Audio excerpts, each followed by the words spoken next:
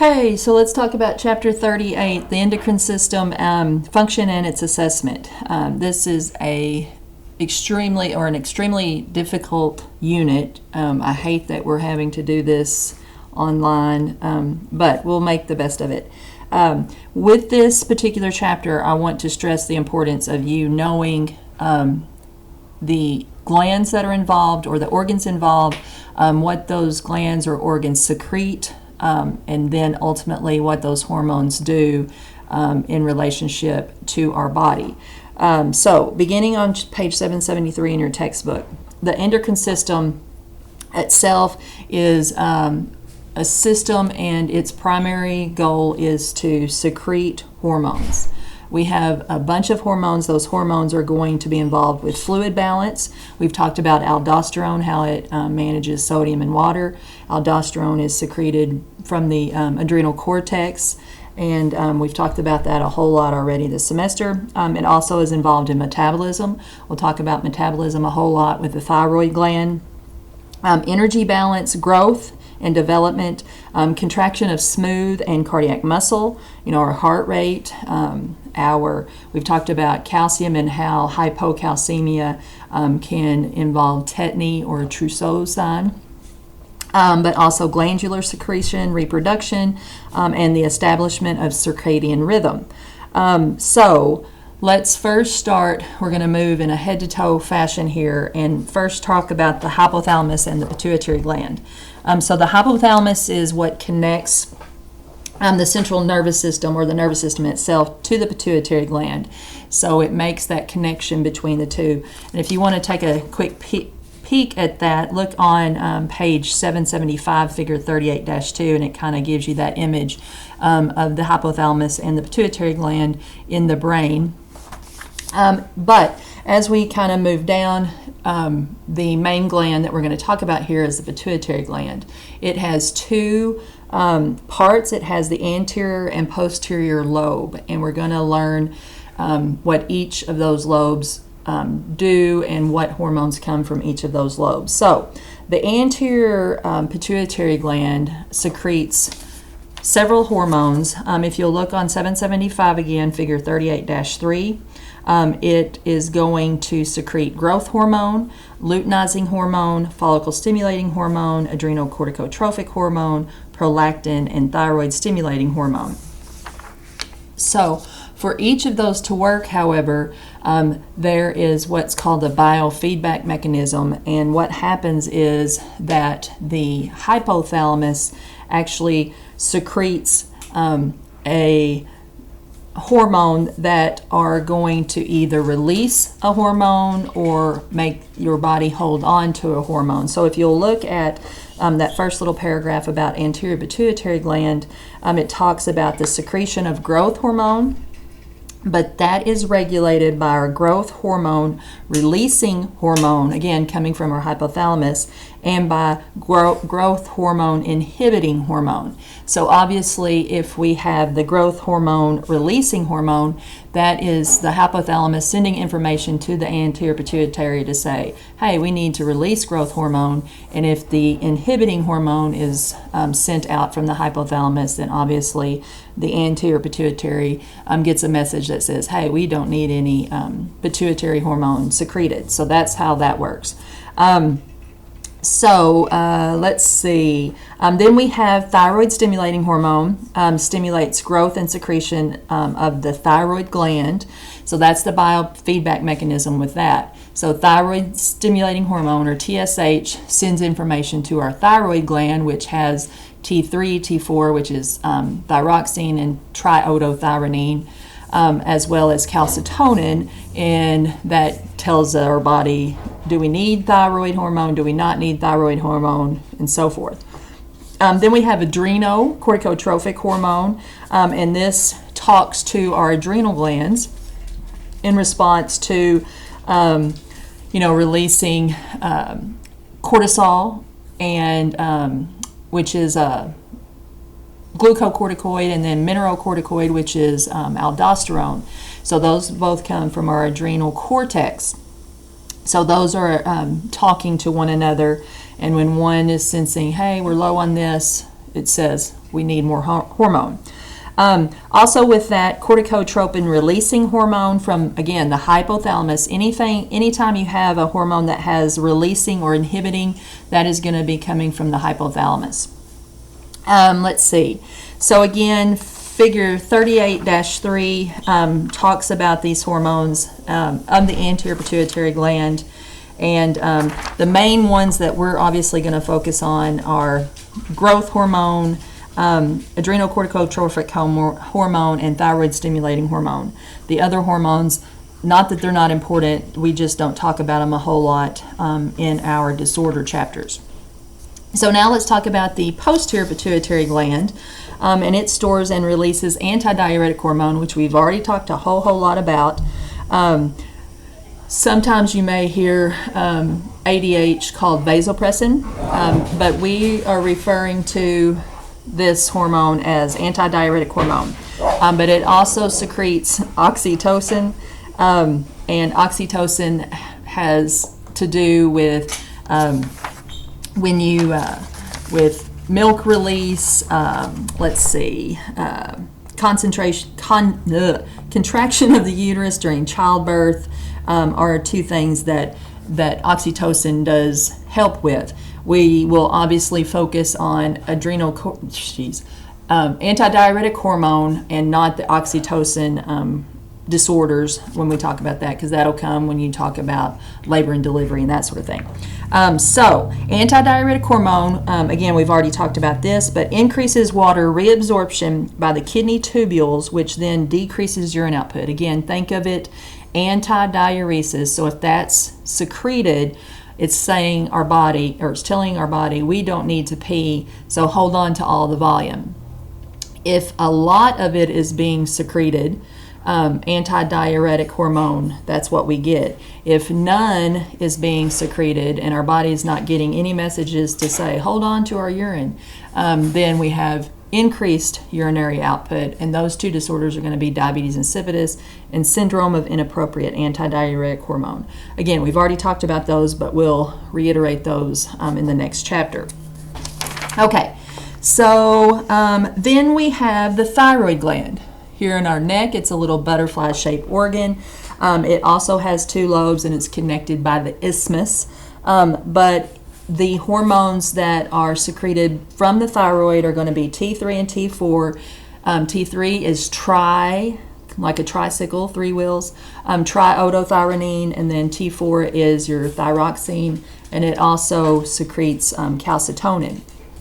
So T3 and T4, or our thyroid gland, has everything to do with metabolism and our metabolic rate, which is energy and heat production. So it has to do with how well we metabolize our food.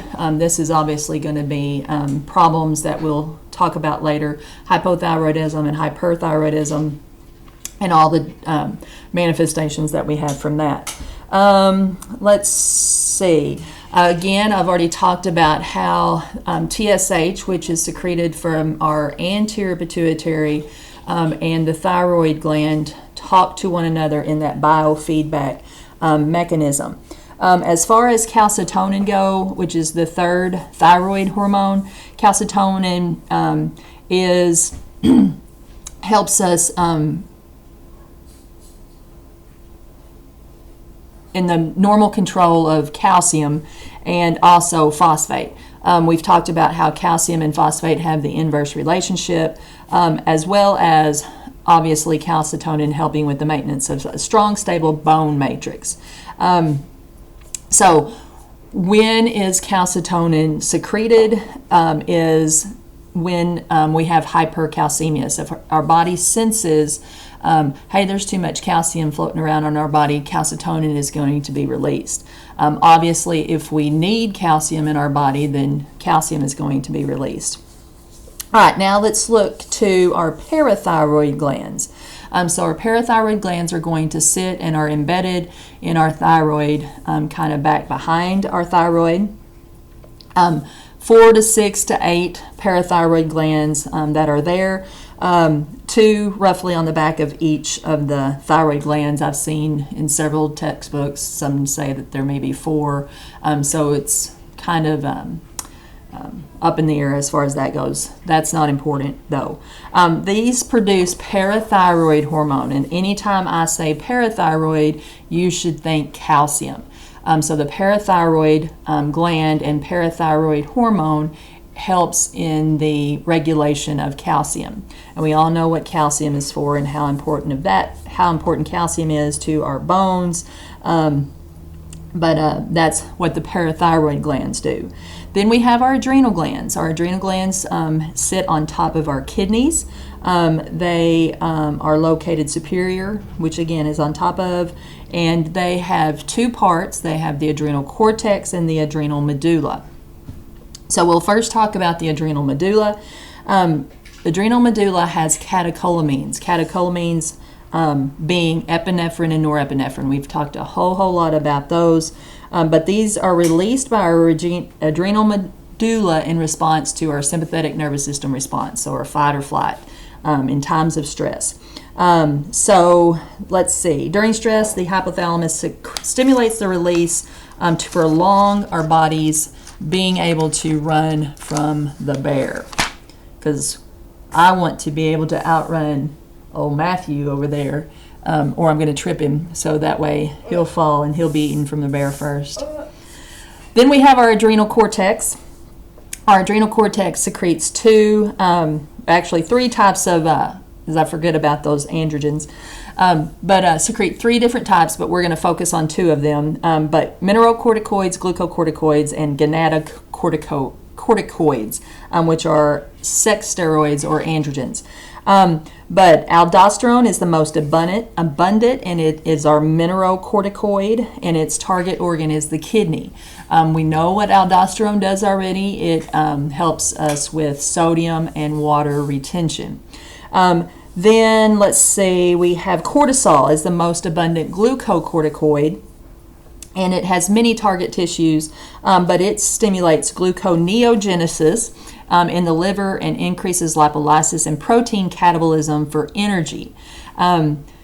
It provides energy to the body tissues, and cortisol ensures that glucose will be available for the brain. Cortisol is also released during response to stress. The hypothalamus causes that secretion of adrenocorticotropic hormone by the anterior pituitary, which increases our cortisol secretion. But it also has anti-inflammatory effects. It's our body's natural anti-inflammatories, like steroids that we do take. This is our body's natural steroid producer. However, when we do have excesses and too little excesses and withdrawals, that's not the word I'm looking for, I can't think of it. But anyway, we'll have issues, and those are going to be Cushing's and Addison's, and we'll talk about those in the next chapter. As far as gonadotrophic go, male androgens and female, they're converted to estrogens. And again, you'll talk more about that next semester. We don't focus a whole lot of our time there, but that is the third hormone that is involved with the adrenal cortex. Then let's move down to the pancreas. Remember us talking about the pancreas having two functions. That had endocrine functions and exocrine functions. The exocrine functions were the pancreatic enzymes that were released. Now we're going to be talking about the pancreas and its endocrine functions. So glucagon and insulin are the hormones that are secreted from the pancreas in order to maintain our blood glucose. Whether it's too low, we need glucagon. If it's too high, we need insulin to lower that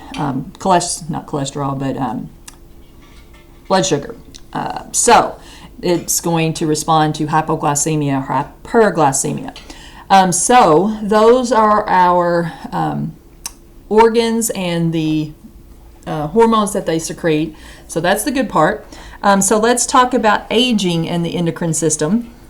Most of the endocrine glands do decrease secretion with age, but normal aging usually does not lead to serious hormone problems unless specific pathological conditions are going on. So now let's talk about health history. What do we have to look at when assessing for problems with the endocrine system. If you look at all the things that they control, it's going to be a whole lot of stuff. So here we're looking at weight. We're going to be looking at blood glucose levels. We're going to be looking at energy. We're going to be looking at tolerances or intolerances to heat, to cold. We're going to be looking at, a wide variety of things. So urinary output, obviously. So lots and lots of things that we're going to look at. So let's look at our physical examination. So height and weight, since we talked about growth hormone, we can have obviously an excess and have gigantism, and we can have too little secretion of growth hormone, which is dwarfism. The excess of growth hormone, the gigantism, is before epiphyseal plates close, but if you have growth hormone that is secreted after epiphyseal plates close, that's going to be acromegaly. An example of that is like Andre the Giant. So we're also looking at vital signs. If we have an excessive secretion of epinephrine and norepinephrine, what do we know that their vital signs are going to look like? They're going to have high blood pressure, increased heart rate, increased respiratory rate. So all of those things that we can potentially see for those. Let's see, table 38-3. Let's look at that right quick. Let me find it. 38-3. All right, so that's on page 785, and these are endocrine-related causes of abnormal physical findings, exam findings. So you can see here mood, nutrition, integumentary system, vital signs, neuromuscular, head and neck. So you can refer to that as we're kind of going through here. So inspection is first. Observe for mood and affect, their emotional tone. What are they? Are they, don't have much of a emotional kind of persona going about them? Do they have that flat affect? And because that can have a lot to do with hormones and their secretion. Inspect the neck for thyroid enlargement. Goiters can be present. Also in the eyes, exophthalmos, that's that bugging eyes that can be there as a result of having thyroid abnormalities. Note their posture, their body fat, and the presence of tremors. That can be related to our stress hormones, cortisol mainly when we talk about Cushing's or Addison's. Note the presence of moon face or buffalo hump. Those both come with Cushing's disease. We'll talk about Cushing-Carl a little bit later. Observe lower extremities for skin and color changes, which might indicate circulatory impairment. And again, table 38-3 for that. Then we have palpation. The thyroid gland is something that we can palpate. Again, it's in the neck. It should be a little butterfly organ. We have two little glands on each side connected by the isthmus. But it's the only palpable endocrine gland that we have. LPN may assist the healthcare provider, but it's not typically something that the LPN in their scope of practice.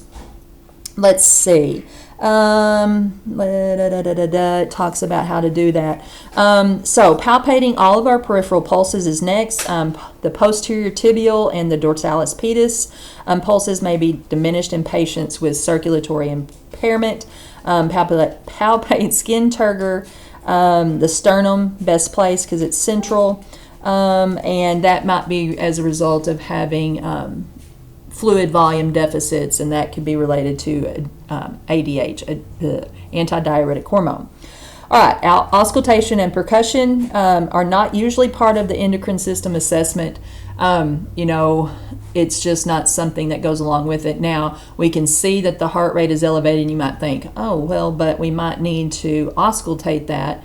Well, yeah, that's part of a general assessment, but that's not going to tell us a whole lot. We're just kind of seeing if the heart rate is fast or slow. All right, so now let's talk about diagnostic tests. So hormone tests, serum hormone levels. So these are going to be on table 38-4 on 786 and 787. So let's look at a few of these. Many hormones can be measured from a simple blood specimen. So stimulation tests are the first little bit that we're going to look at. Then these can help determine endocrine gland function. For this type of test, a substance is injected to stimulate the gland. So you're looking at how it's going to react when it is kind of put into motion. So the hormone secreted by that gland is then measured. For example, in a TRH stimulation test, thyroid releasing hormone is injected. If the pituitary gland responds appropriately, TSH would be released, and that would be a stimulation test.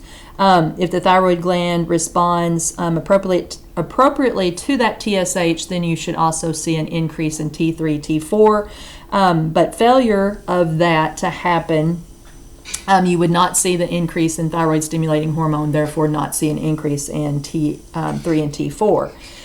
Then we have suppression tests.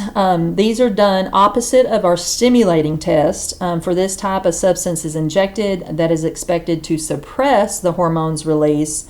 For example, dexamethasone, which is steroid hormone, is injected. Cortisol release from the adrenal cortex is expected to be suppressed if we're given an outside source of that via negative feedback mechanism. If the cortisol level is not suppressed, adrenal cortex dysfunction would be suspected.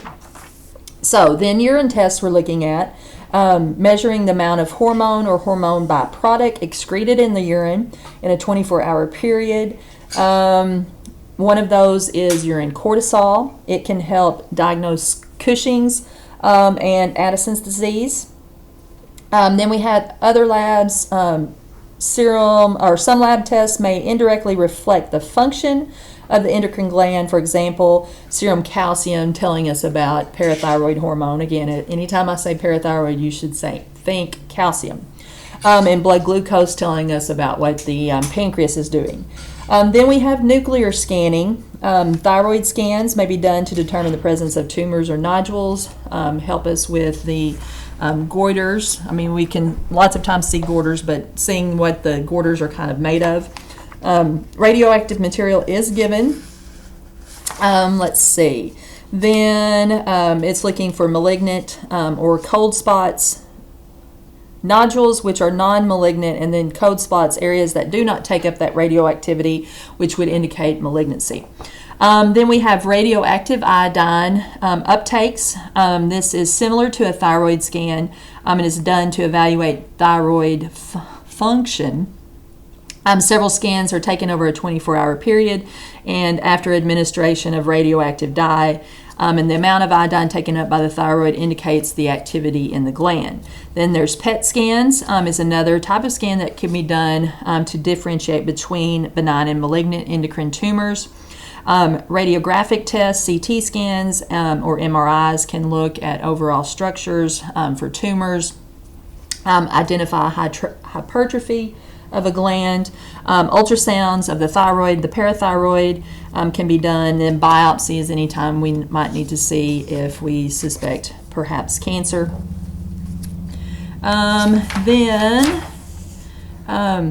So let's just quickly look at some of the review of endocrine function, the table 38-1. This is a table that I really want you to focus on.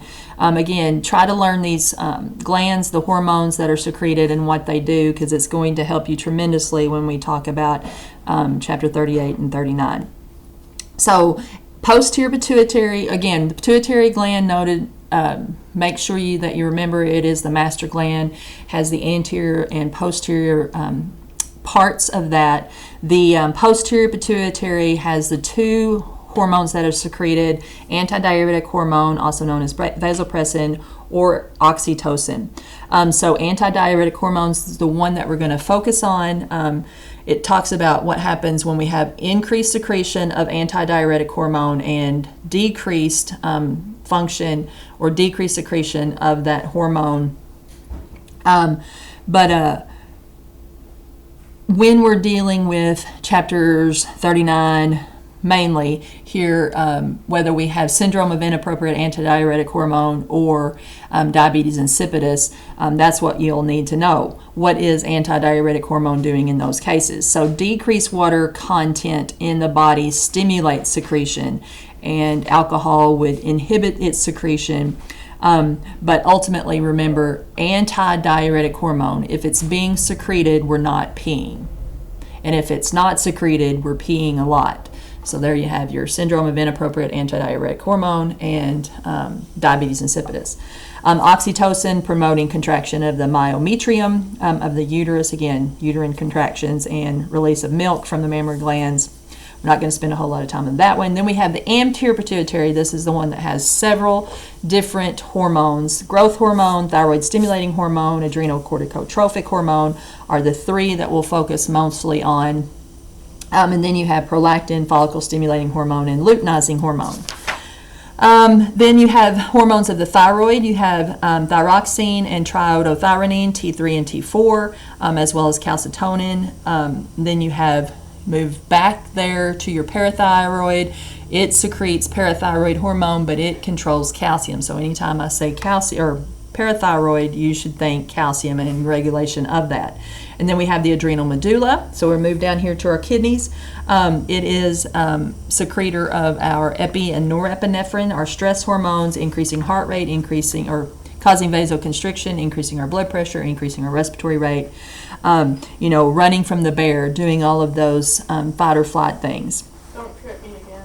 Then we have hormones of the intestine, incretins, which we did not talk about, but these are glucagon-like peptides and gastric inhibitory polypeptides, but these help regulate our blood sugar by increasing insulin secretion and decreasing glucagon. So we'll not spend a whole lot of time on those either. Then we have hormones of the pancreas. We have glucagon and insulin.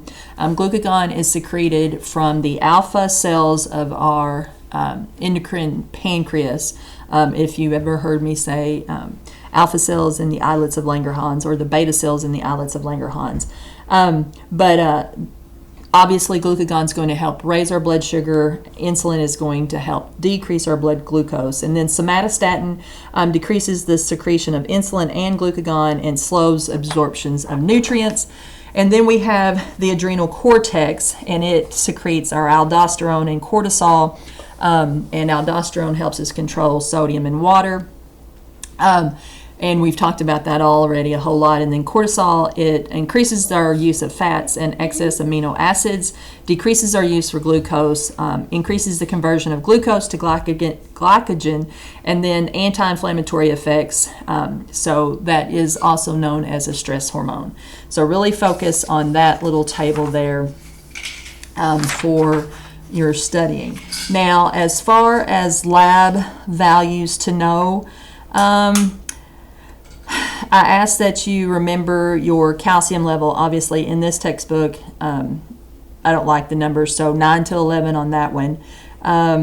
Remember that calcium and phosphorus have that inverse relationship. I don't ask that you remember necessarily the other levels, the T3, T4, that sort of thing, but urine specific gravity is very important. 1.001 to 1.029. So that's talking about what the urine is looking like. Is it very, very dilute, or is it very, very concentrated? Let's see. Then obviously your fasting blood glucose is very important for you to know. Ketones should be negative in the blood and the urine. That should be known. And your glycosylated hemoglobin or hemoglobin A1C less than 5.7%. And we'll talk about that more in the chapter 40 with diabetes. But 5.7 to 6.4 is pre-diabetes, and 6.5 and greater is considered diabetes. And that's the test. That's the lie detector test for diabetes. So in 3 months' time, because glucose is carried on red blood cells, and that's approximately how long red blood cells live, is 3 months. And so that's kind of how it tells us. So that's chapter 38. And I'm going to try to upload this, and hopefully it does, and then we'll move into chapter 39.